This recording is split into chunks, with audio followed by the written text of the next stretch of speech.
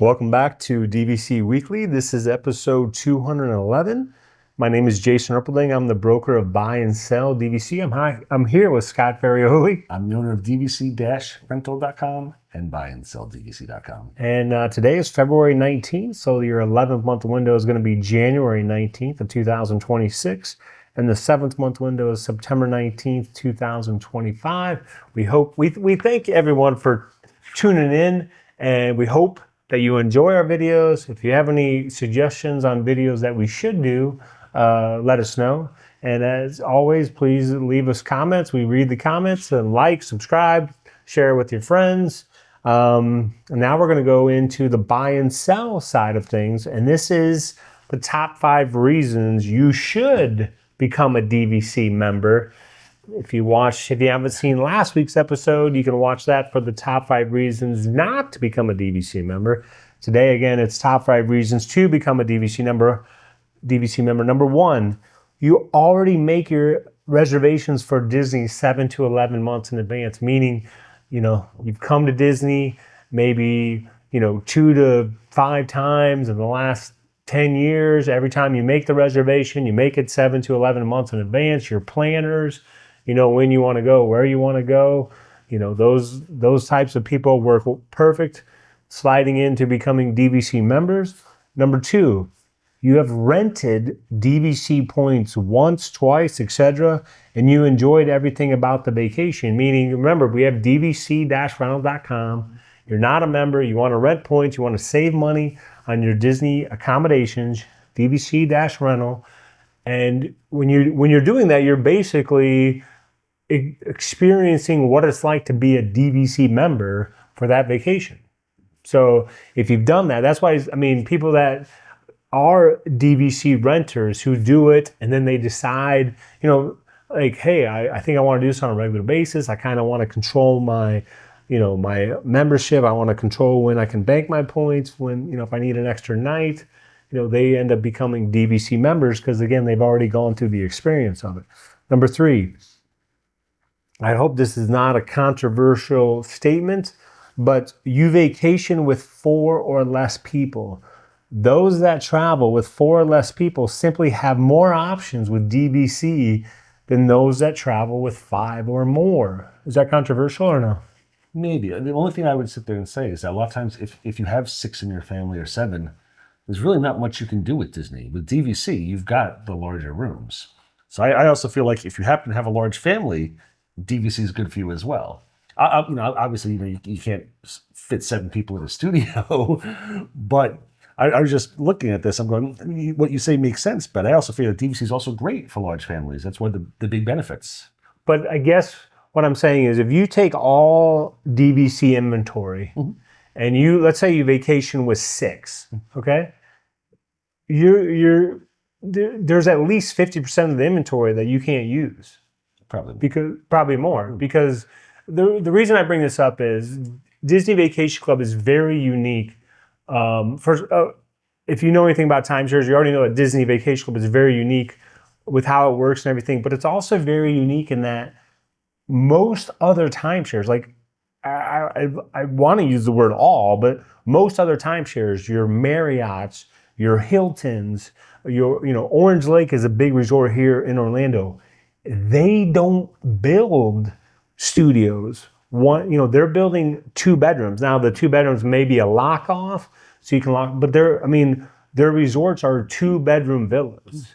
They don't, like Orange Lake might be the largest, resort when it comes to units and everything. It's, if you stay at Animal Kingdom and you go out, it was started by the gentleman that started the Holiday Inn. But that resort only has like 50 studios that were built in like 1982. And everything after that is 2 bedrooms, 3 bedrooms. And like when my father-in-law vacations, even though it's only my father-in-law and my mother-in-law, and they go to resorts, they're renting it through Red Week, they get a 2-bedroom, and then they feel like that's not big enough. So Really? Yeah, that's what I say. I say really, and then my wife is like, yes, they need their space. So most all the resorts, you're staying in a 2-bedroom or a 3-bedroom. You're not staying in a studio. So that's why I say that, because and then like Scott said, I mean, if you're vacationing with 600 people, you don't have access to more than 50% of DVC inventory. It's just the way DVC is designed. It's amazing to me, because you would think that if you compare it to a Marriott, you would say, oh, nobody's ever going to stay in a studio. They want the larger thing. But with DVC, everything that books up the fastest is the smallest room, is the studios. So, and then 4 is you can pay cash for a purchase. You don't have to worry about financing, how fast you're going to pay it off, having the monthly payment on top of the annual dues. If you can pay cash, it's going to be a whole lot easier to become a member. And then number 5, this goes back to, again, if you want the larger rooms, the 1-bedrooms, the 2-bedrooms, the grand villas, if you enjoy having a refrigerator, washer and dryer, and other conveniences, that's where, the DVC can really pay off. And those, I mean, again, I do agree with Scott. Yeah, if you have a family of 6 and you're able to stay in a 2-bedroom, yeah, it's fantastic, because you get, so many amenities, so much more space and things like that you can take advantage of. Do you think I missed a reason? Or I know last week you were kind of... I'm scared to ruin anything for next week. I don't know what's happening next week. Oh. No, I mean, these are all very good reasons to become a DVC member. You want to save money, you want to stay in nicer rooms, you're able to book in advance. And if you're planning on coming to Disney all the time, I mean, those are all reasons that you should become a DVC member. I mean, again, renting points is great, but if you're planning on coming for a while, becoming a DVC member is the way to go. And then when you mentioned a couple episodes ago, staying with your parents at Vero Beach. Yes. Is that multiple rooms or one? That one, because there's 4 of us and my 2 parents, so there's 6. So it's that scenario that what do you do? I got to save points. I got 2 studio in rooms with the ocean view. I wanted my mom to make sure she had an ocean view, so we have 2 studios. Nice.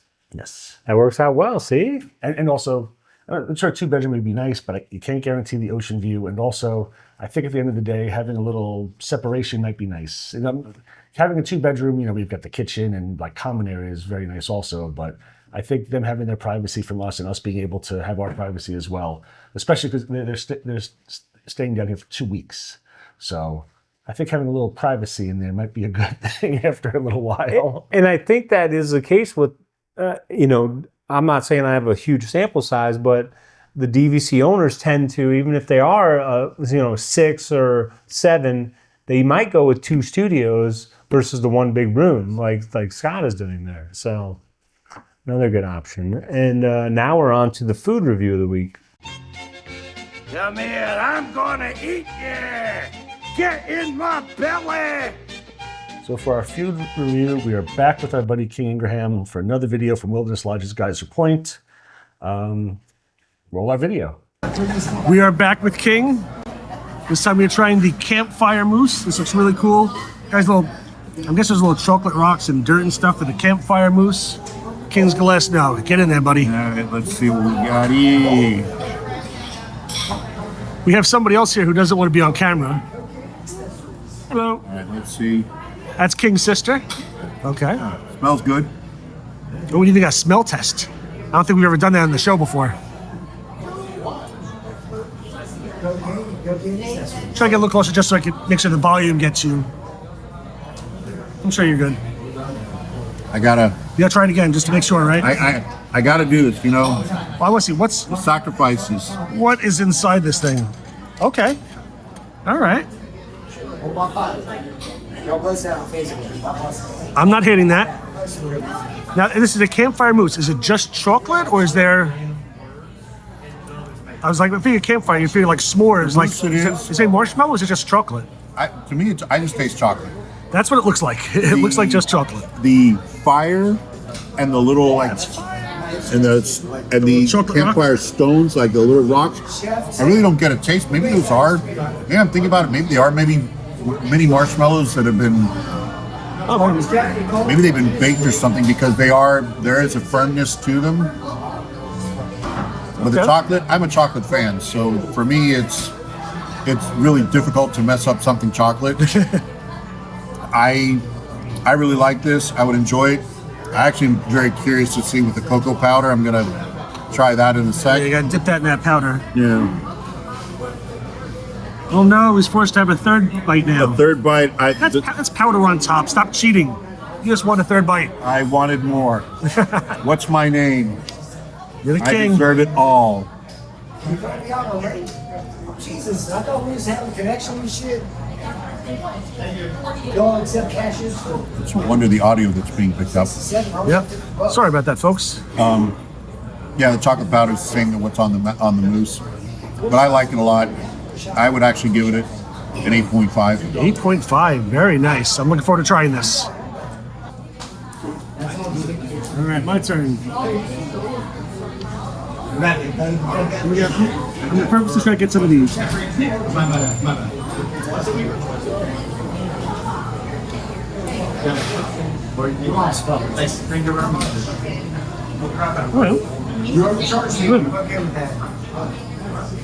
What do the rocks and the fire taste like? I don't know. It's just chocolate inside. Or check it. It's softer though. See, I was getting a marshmallow taste myself from it. It's very good. I don't think it's anything. It's chocolate. You can't mess it up. I mean, it's pretty good. I think this was $7 or $7.50.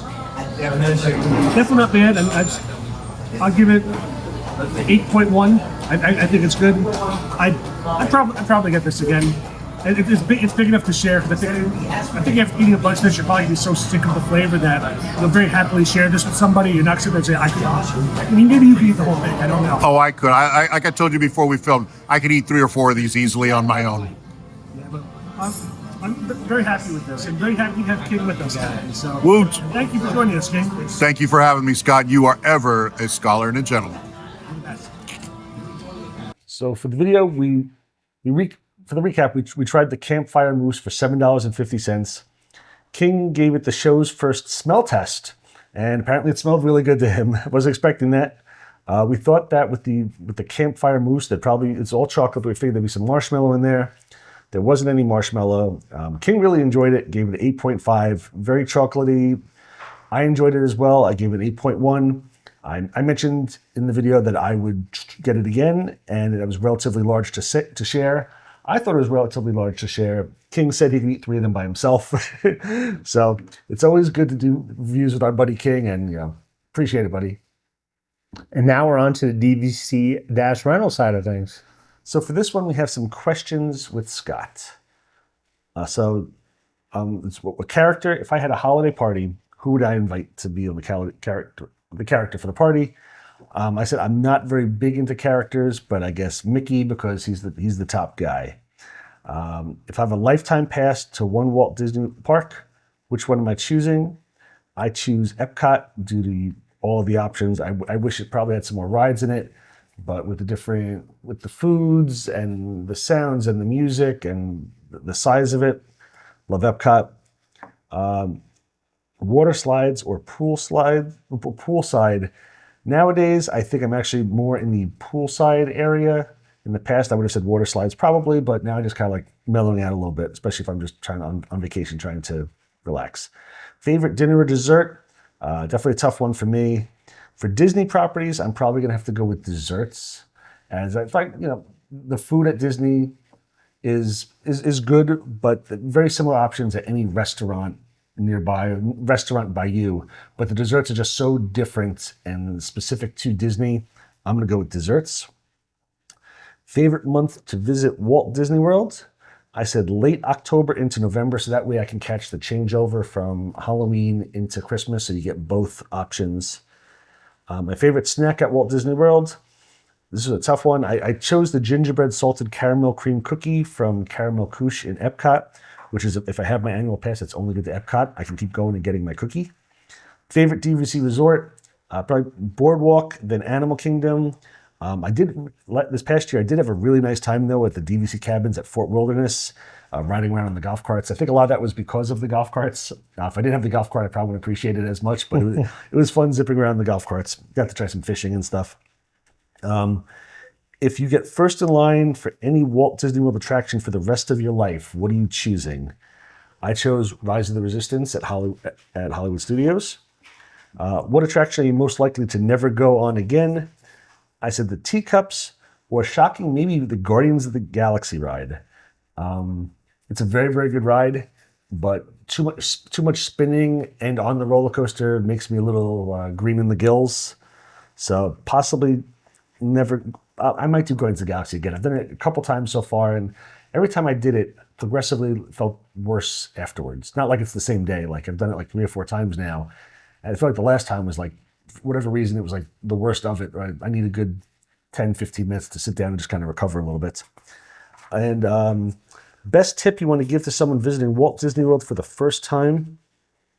And I've said this one for a long time now. Go in early in the morning when it's nice and quiet, cooler. When it starts getting to the peak of the day where it starts getting hotter, go back to the resort, mellow out, go in the pool, take a nap, take a cool shower. If you've got kids, make sure you put them down, let them take a nap, and then go back at nighttime because it's a completely different park at night. So pace yourself, especially with the kiddos. Make sure you take that break in the middle of the day because otherwise you'll have kids throwing a tantrum at 8 o'clock at night and you want to be there till 10. So that's my 10 questions with Scott. Nice. I like it. Who came up with the question? People ask the questions. I like it. Jason like asked the it. questions. He's just playing. So I'm just gonna. So like on I number. came up with my own questions. All right. So like on number 10. Number 10, best tip. So I'm just gonna add this to it. Best, if you had to say, first time visitor, and you picking a DVC resort for them to rent points at. Yes. What? And we're not going to get in specific, like how many in their family or whatever. Which resort would you recommend for a first-time person? Ooh, it's tough. I've got, again, as I mentioned, Boardwalk and Animal Kingdom are my favorites. I'll give a little explanation. Boardwalk has a lot of activity going on right on the boardwalk, restaurants, shops to go to. Walk to Epcot, walk or take the boat to either one, or Hollywood Studios as well. There's a lot of activity and fun stuff to do. If you've got older kids, that might be my first choice. Animal Kingdom or Animal Kingdom Jumbo House. Animal Kingdom Jumbo House is by itself, no access to anything, but just walking into Animal Kingdom is as I said, the wow factor.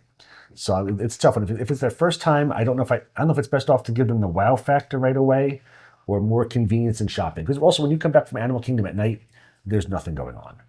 Or if you come back from the parks to Animal Kingdom, nothing going on. If you come back from the parks to Boardwalk, there's still lots of activity going on. So especially like teenagers, if you come back from the parks at 10 o'clock at night and you're not ready to go to bed or the kids are not ready to go to bed, you can walk around Boardwalk area. It's nice and safe and there's lots of stuff going on. Animal Kingdom, there is literally nothing going on. It's super, super quiet. So very, very good also if you have little kids. But just the atmosphere, the experience at Animal Kingdom, being able to see the animals right there, possibly a Savannah View room where you walk outside and your little ones can see giraffes and stuff walking by. I'll probably lean towards Animal Kingdom because that had a huge effect on me when I first stayed at Animal Kingdom.